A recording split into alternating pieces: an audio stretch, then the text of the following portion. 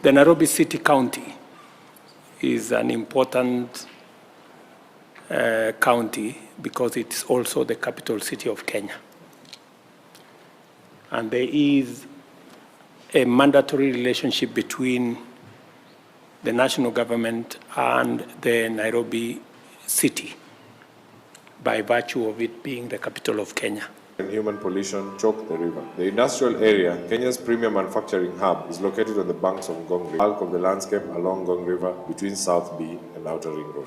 The industries and informal settlements, Nairobi River and Jiru Town, ending its journey across the city. The story of Mathare River is a story in the central part of the city.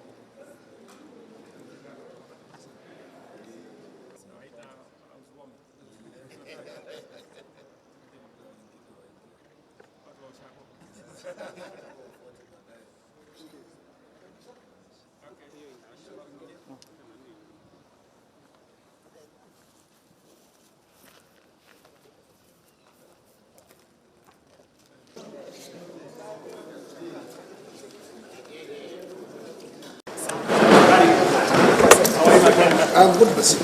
Habari mkubwa. Hello. Mheshimiwa. Habari yako? Karibuni sana. Now, the Nairobi City County is an important county because it's also the capital city of Kenya.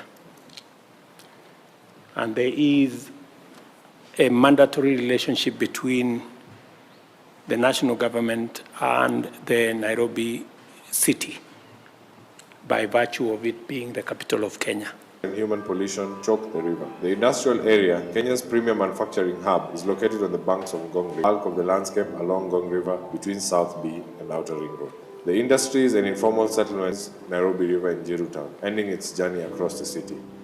The story of Mathare River is a story in the central part of the city. Like the case of the other rivers in the Nairobi site and acts as a source of water. The river pours out of Kabete Dam and the river. As a deep, wide valley changes from a tree-filled, the river faces significant pollution in this section. Untreated sewage and human waste is dumped into the river, which provides an easy discharge route in a place devoid of planned infrastructure. Halfway, in different estates, in different parts of the city, we also need to pick that in your constituencies. I think that is important to involve the leadership of the city of Nairobi in this in the river project and program. Thank you. 1 year, I've been planning and wishing to meet you so that we video on how the rivers are. Then after that, we continue, please. Island forests and wetlands that give rise to a multitude of rivers and streams. Of these rivers that flow and the environmental challenges they face.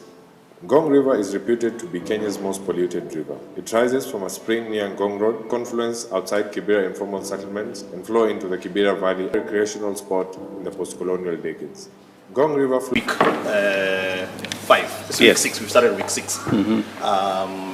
Giving me a very strong team that is prepared to work, and we promise you that we are going to the river resorts. Use the NYS on what exactly is supposed to be achieved, And this is actually as we had projected, and we have successfully done very well.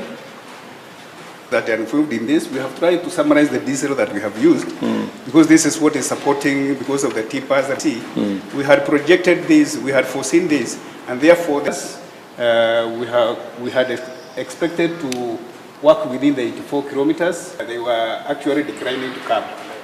Week 1 of cohort 2, we have done sewer line and clogging about 44 kilometers. Sewer line repairs, where we were having the numbers increasing.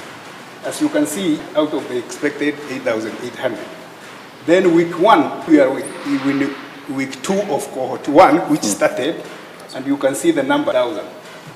Then there was amendment of communication because we had to sell out what we are doing. So we spent some money. They also needed some tools, the rigs, wheelbarrows, and all that. That's okay. They went for us free. They don't charge. But anytime there are some small... you have to repair. Is a summary of what we expect. There's the trunk sewer, the works that will be done